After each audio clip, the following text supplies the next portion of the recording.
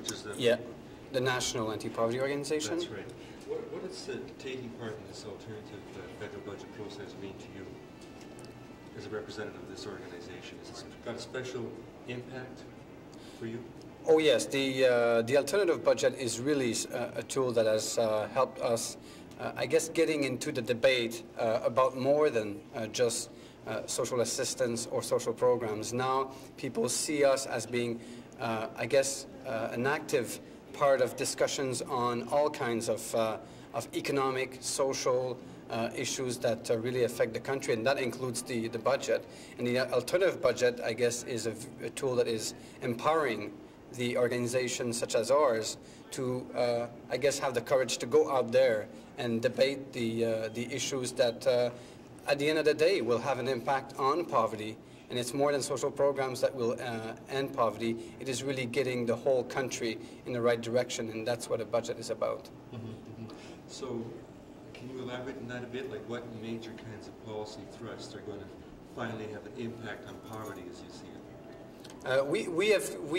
We see now more and more that when you cut services such as healthcare, that it will mean that people will have more and more of a hard time dealing with everyday problem, and that if you are serious about ending unemployment or ending poverty, that you really have to make sure that you have good and healthy services in place so that people, when they need training, they can get training. When they need education, they can get the education they need. And when things are bad at a personal level, that they can get the physical and mental support from hospitals and other healthcare services, that they need to always get back on track and being an active part of their community.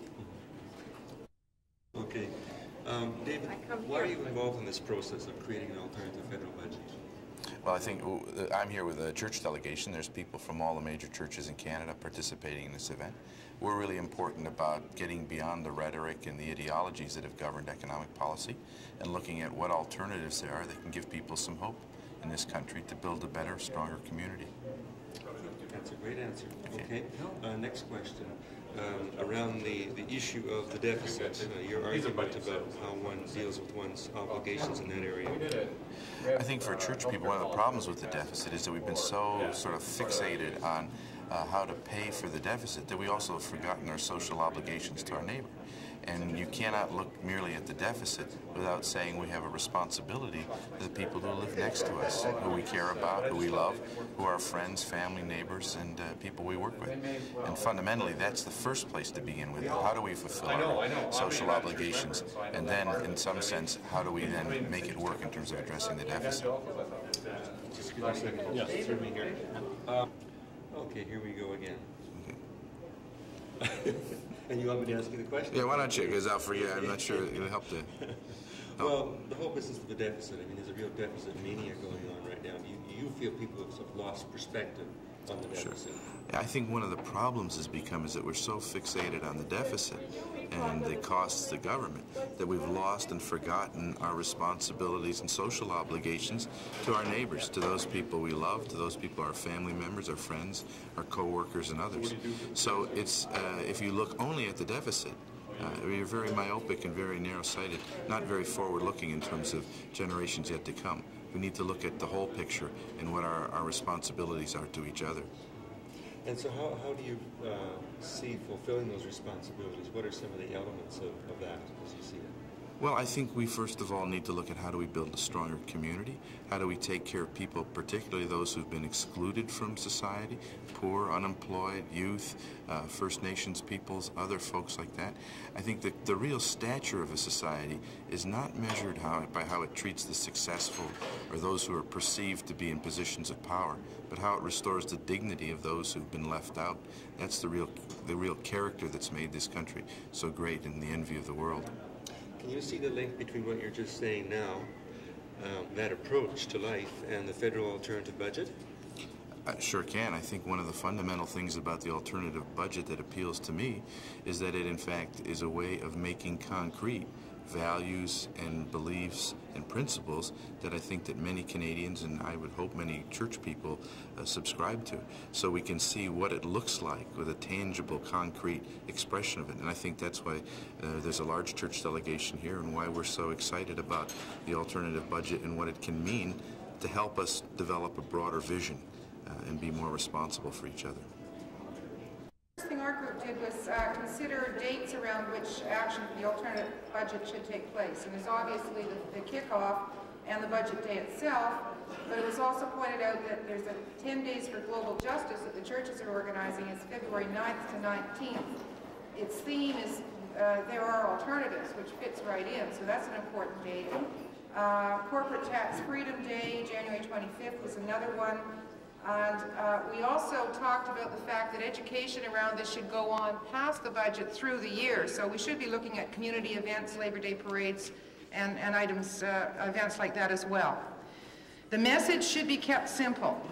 It was said that it was much better this year, and that in fact we should now be in a position which enables us to raise the profile year after year with this alternate budget. And so there was a lot of compliments for the way it's been presented this year.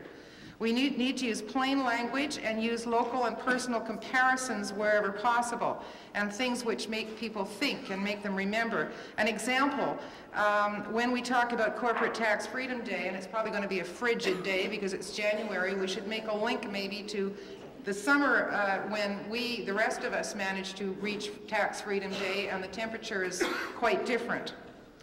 We should use getting people to tell their own stories. And be very clear about that with examples. A United Way example was brought up about how you refer to being able to do X amount of things for the price of 1 cup of coffee. Empowerment is important.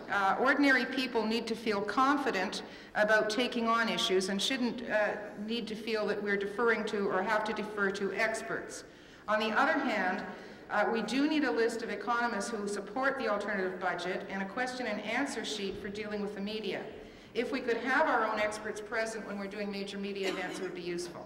We talked about possibly having a demo outside and broadcasting the budget by loudspeaker to the crowd so that the media can get examples, can find out what the crowd's reaction is on the spot, and then have somebody come out of the lockup to then address the crowd about what was in the budget, what it means for us, and then follow that up by an action which we then ask the people in that crowd to do.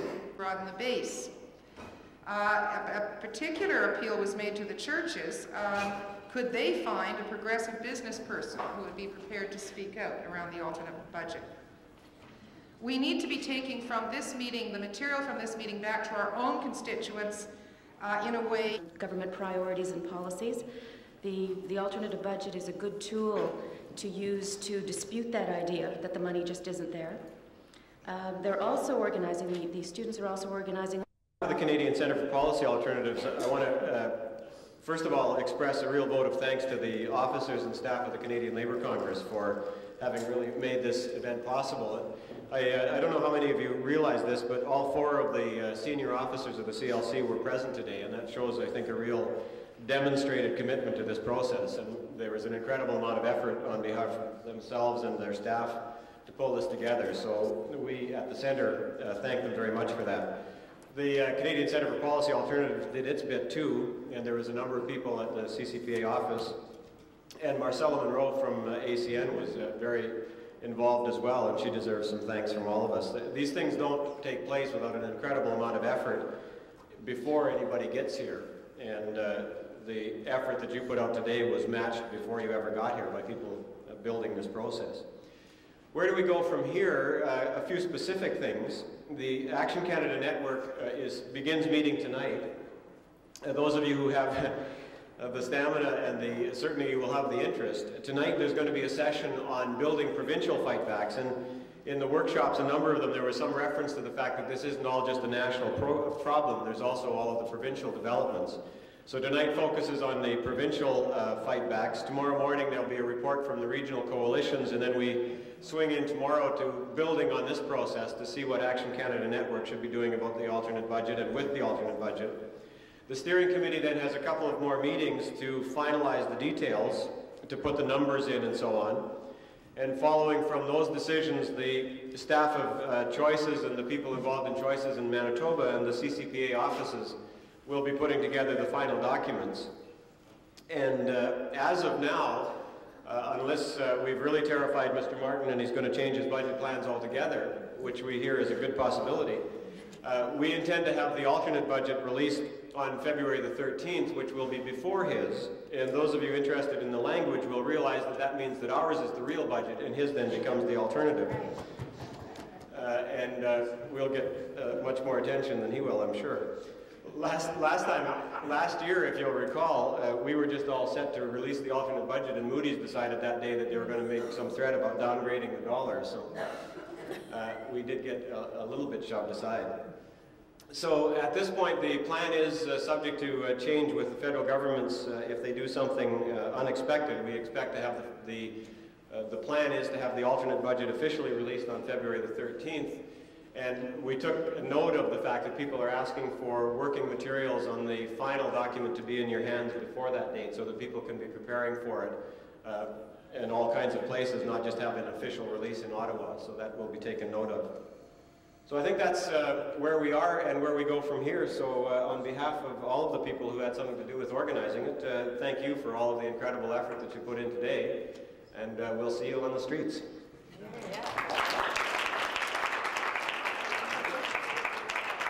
Okay, Marianne, you've come a long way to take part actually you probably took part in this whole process leading up to it now. So why are you involved? Well, actually, I didn't take part in the process leading up to this. I've come in basically specifically to ensure that northern issues are addressed. The federal budget plays a major role in the north.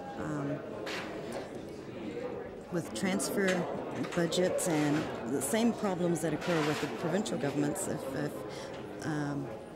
like in '95 in the federal budget, the major cuts coming down on transfer payments, those are going to be translated, and they have already started negatively in the Yukon. We need alternatives to the process that has begun. Hang on a second here. What am I getting here? Bachelor? Okay, Marianne, so why are you involved? Why are you here? I'm here specifically for to ensure that the Yukon is taken care of in terms of the larger picture. The federal budgets play a major role in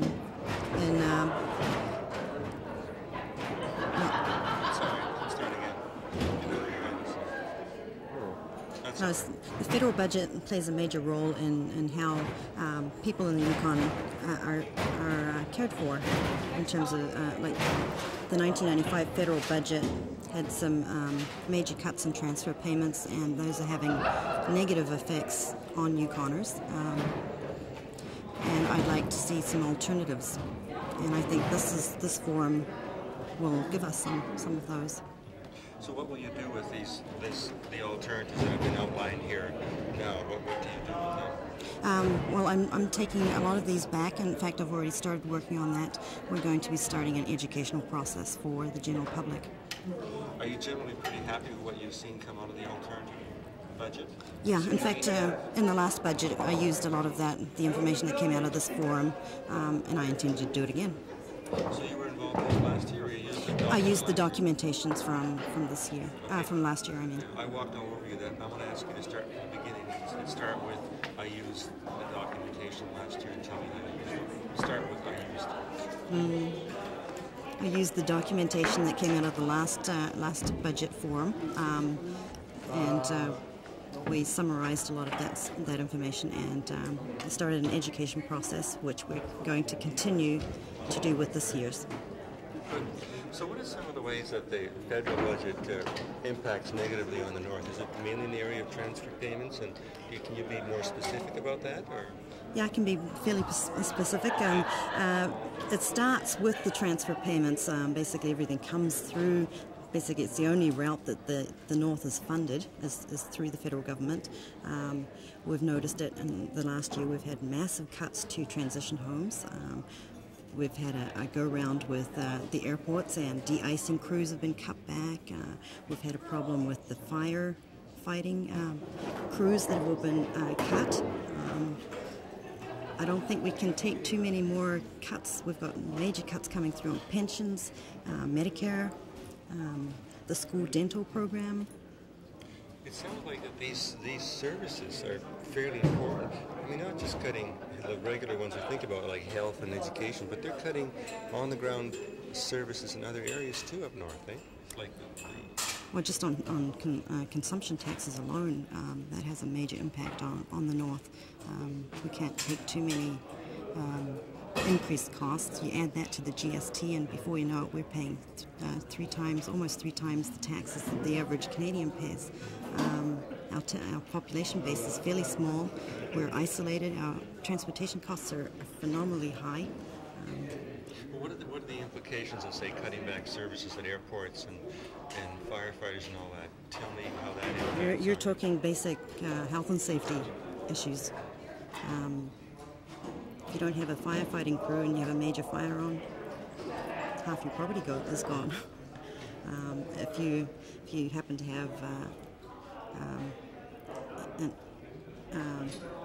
de-icing crews that are not working, the plane you're going to be hopping onto may not make it to where you think it's going to be. That's fairly direct. Okay, I'm going to start by asking the question of why you're here involved, participating in this. Okay. Hang on. Should we turn it off? Okay. Welcome, Nadine. Thank you. What brings you here to the Latin American Working Group to a conference on budget alternatives in Canada? LOG has been around for 30 years, and our mission, so to say, has been to educate Canadians about what's been happening in Latin America, especially started off in Central America, now increasingly throughout Latin America, to make the links between what's happening here and what's happening there. Especially in the 60s and the 70s, I think there was the idea that we had to teach people in the South. That was development agenda, but I think now especially we have a lot to learn from groups in the South, especially around popular organizing, grassroots organizing. It's something that Canadians are really starting to, I mean, it has taken off in the last couple of years, but it's relatively new, whereas in the South, that's the way people have always had to organize. There hasn't been a government which they can demand rights of, because there's no welfare state, so there was no understanding of politics in that way. So the community economic development, that's just, it's a new thing here, has been the way people have always had to organize. So you're saying that we in the North can learn some from the experiences of the South? That's right. So that's things that we're trying to do. For example, we're doing a document on social charters, so how different groups are organizing throughout Latin America in response to the hemispheric trade deal emerging from NAFTA. And I did some research in Nicaragua about how women are organizing there to share with groups here, so we can learn. And what we all now have in common, though, is that we're facing the same kind of neoliberal agenda. I want you to say that for me. That's right. That's right. Because I think what we share in common is neoliberalism or neoconservatism that we're seeing that's informing the budget at the federal level and almost quite across the provinces. It takes on slightly different ways in the South, but it's definitely there too in terms of the policies of the IMF and the World Bank. But nowhere is there support for social programs. So I think that's what we're trying to do here. All this rhetoric we talked about here about the need for choices, that's something that we're very interested in. So we're coming here as part of. Also, we're involved in the Action Canada Network and Common Frontiers. So I think it's important to share with groups here what's happening in the South, and also to be part of, so that can inform the discussion that happens in Canada about critiquing what's happening and also developing alternatives. So when you say the South, can you elaborate on that? When I'm talking about the South, I mean in particular Latin America, since we're involved with the Latin American Working Group.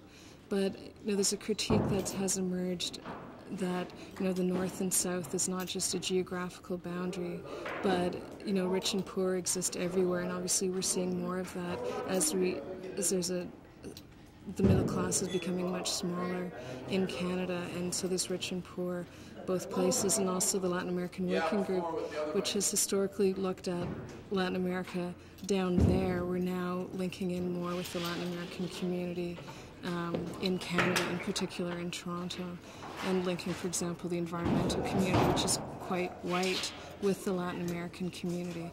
That way sharing issues and also sharing those struggles that Latin Americans have done in their home countries, bringing them here. Okay, I'm going to lead you one more time. I'm just trying to get something fairly specific here. Oh, okay. I think what I want you to say is something like, in countries of South America, Central America, and Canada, we're facing the same kind of neoconservative agenda. Okay. And then make the jump to this conference as an example of dealing with that, like people are dealing with it all over the world. Okay. In Canada and Latin America, one thing we have in common is this neoliberal or neoconservative agenda. In Canada, it's called economic restructuring, and in the South, it's called structural adjustment programs. But they basically mean the same thing, and they're informed by the same ideology, which is that the market is the number one priority, that government must be out of the economy, that the economy is apolitical. And what we're seeing here is that, the economy is a political issue just as much as anything else is, and that there are choices, that the economy is not dictated simply by numbers, because, those numbers come from a political point of view as well. And the alternative, not just link that to the alternative federal budget, that's sort of a response.